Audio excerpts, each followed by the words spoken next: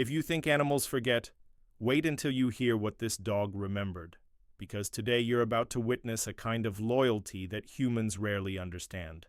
And once you hear this story, you may never look at memory or love the same way again. People say animals live in the moment. They say animals don't hold on to memories the way we do, that they only react, survive, exist. But sometimes an animal appears in this world to prove the opposite, to show that memory can be deeper than logic, stronger than time, and more faithful than any promise a human could ever give. This is the story of a man named Daniel and a dog named River, a story about how a memory can save a life, even long after everyone thought it was lost.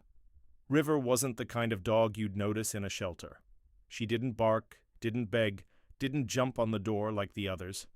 She just sat there, curled in the back of the kennel, eyes wide and silent, as if trying to disappear into the shadows. The volunteers said she'd been like that since the day she arrived.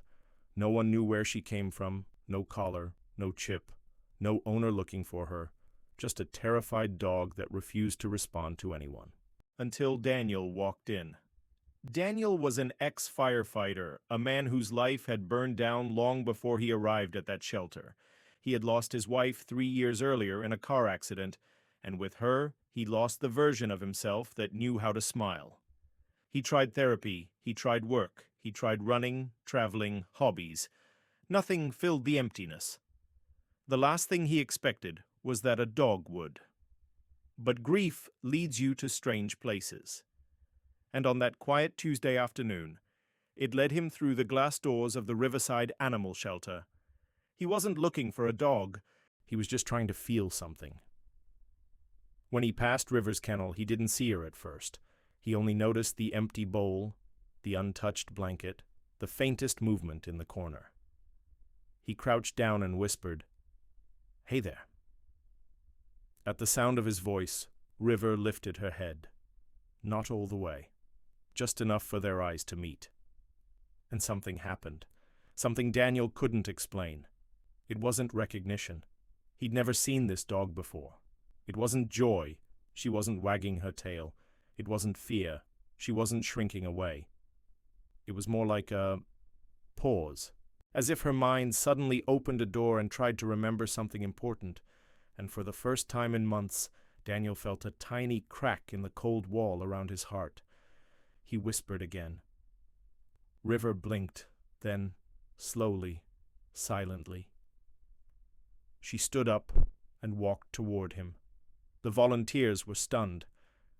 "She doesn't do that," one of them said. "She doesn't go near anyone."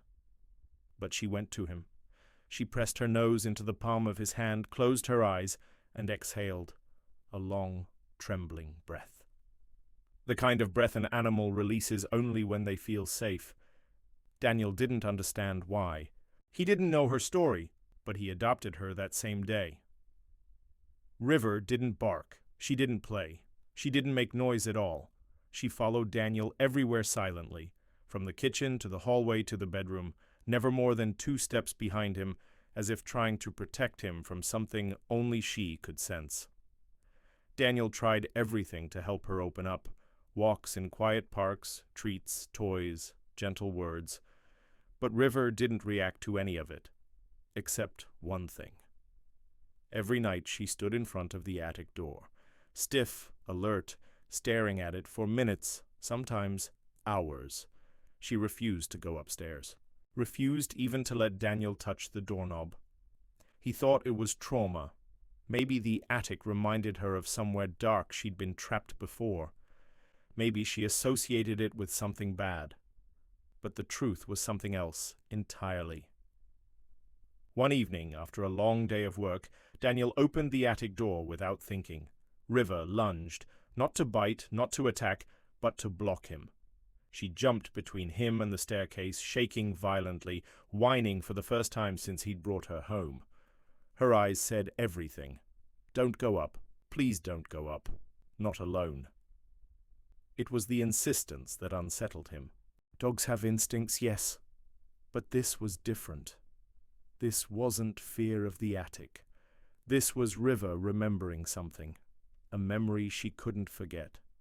It took 3 weeks before River finally walked up the stairs on her own. It was late at night. Daniel had fallen asleep on the couch with an old photo album open beside him. Photos of his wife, laughing, hugging him, kissing him, living. He didn't even know River had been watching. When he woke up, she wasn't there. He found her upstairs, standing in the attic, frozen, staring at a dusty wooden trunk in the corner. A trunk he hadn't opened since the accident. A trunk filled with his wife's belongings. Clothes, letters, a broken wristwatch. A red scarf he bought her on their first holiday trip together. Her old sketchbook. River wasn't sniffing, wasn't exploring, wasn't curious. She was remembering. Her head tilted, her ears low. Her expression soft and aching, like a person trying to recall a dream they once loved. Daniel opened the trunk slowly. River stepped back. Then, as he lifted the red scarf, everything changed. River whimpered, a sound full of pain and recognition. She pressed her face against the scarf, buried her nose in it, inhaled deeply, and began to tremble. Daniel didn't understand. He dropped to his knees. "River, what is it? What's happening?" She pushed the scarf toward him, then toward the doorway. It was like she was trying to say, "Follow this. Remember this. There's something you need to see." And she led him, not downstairs, not outside, but to the back of the attic, where a single box sat under the window. A box he had never opened. A box labeled in his wife's handwriting. "For the day you're ready." He froze. His hands wouldn't move. River nudged the box gently. Once, twice. Then turned to him, eyes wide and pleading. It was River who made him strong enough to open it. Inside were letters, dozens of them. Written by his wife during the year before she died. Letters he never knew existed. The first one began with, "If you're reading this, it means something, or someone, finally brought you here." Daniel broke. The grief he'd kept buried for years poured out like a flood, and River stayed beside him, not moving, not whining, just present. She knew this pain. She remembered this loss. She had lived through something just like it. Because this wasn't the first time River had led someone to the memory they were trying to hide. River's past was a mystery, until the memories began to surface. One morning, a storm rolled over the city. Thunder, wind, rain slamming against the windows. River panicked, but not like a normal dog. She ran to the front door, scratching, whining, desperate, not to escape, to warn, to help. Thunder triggered something inside her, a memory so strong it hijacked her entire body. Daniel followed her. He didn't understand what she wanted. But when he opened the door and stepped outside with her, everything made sense. The storm smelled like smoke, like burning wood, like a fire. River dragged him toward the old warehouse district behind the neighborhood. He struggled to keep up. She moved like she was following a map burned into her mind. When they reached an abandoned building, she froze, and Daniel saw it. Someone was trapped inside. An elderly man, injured, unable to move, coughing from the smoke of a small fire that had started in the corner of the building. River barked, loudly, clearly, for the first time since he'd adopted her. She didn't hesitate. She ran into the building despite the smoke. And suddenly, Daniel understood. This wasn't instinct. This was memory.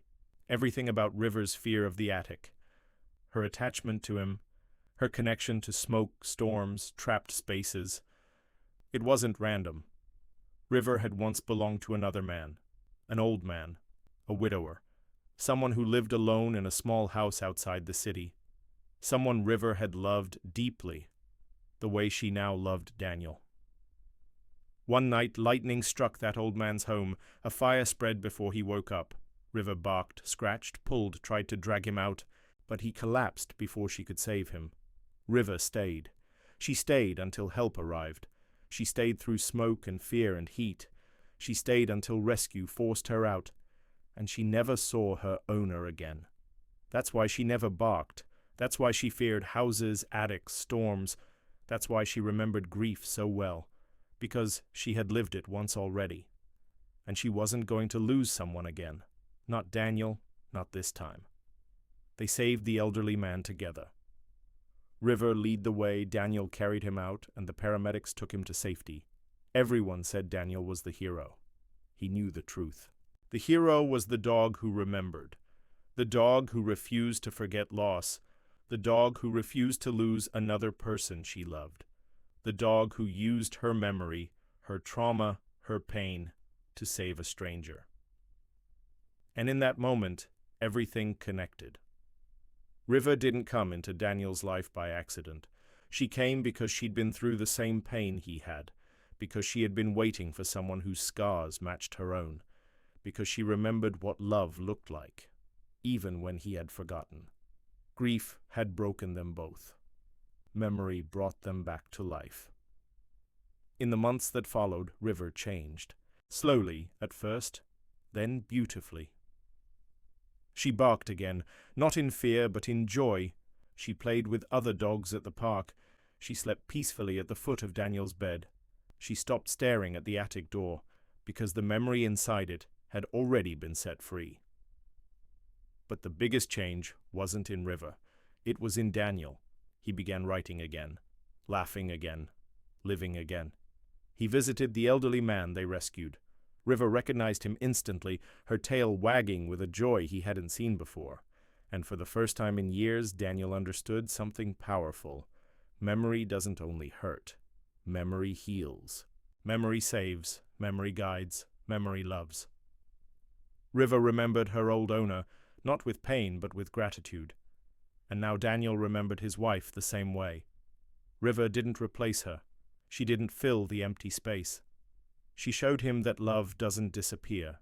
It just changes shape. The people we lose, the animals we save, the memories we carry, all of it remains alive as long as we're brave enough to face it. River wasn't just a rescue dog. She was a bridge, a living reminder that even broken hearts and broken memories can find their way back to the light if someone is willing to walk beside them. And in the end, River didn't save just one life. She saved two. Call to action, Kurtoe Natural. If River's story touched your heart, help it reach someone who needs it. Like, share, and follow for more stories that honor the incredible bond between humans and animals. Your support keeps these stories alive.